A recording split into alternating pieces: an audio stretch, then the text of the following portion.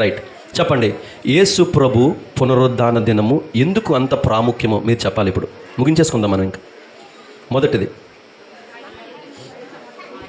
ఆయన ఎందుకు పునరుద్ధానుడు అయ్యాడు అంటే, మరలా చెప్తున్నాను, యేసు ప్రభు తిరిగి లేవకపోతే మనము తిరిగి లేచే ప్రసక్తే లేదు. అయిపోయింది అక్కడితో పాటు.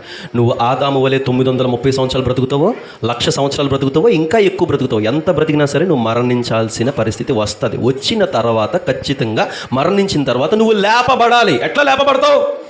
ఆయన లేస్తేనే లేపబడతావు. ఇది మొదటిది. అందుకొరకు, మన కొరకు, కేవలం మన కొరకు ఆయన తిరిగి లేవడం జరిగింది. స్తోత్రం చెప్పండి. మరి రెండో పాయింట్, ఆయన తిరిగి లేచాడు, కరెక్టే. తిరిగి లేచాడన్న సంగతి నువ్వు నమ్మాలా, దాన్ని నువ్వు ఒప్పుకోవాలా. ఆయన నా రక్షకుడని, ఆయన నన్ను తిరిగి లేపుతాడని మన నోటితో ఆయనే ప్రభువు దేవుడని నేను ఒప్పుకుంటేనే దేవుడు అంటున్నాడు నీకు రక్షణ ఇచ్చి నేను తిరిగి లేపుతాను అంటున్నాడు. స్తోత్రం చెప్పండి.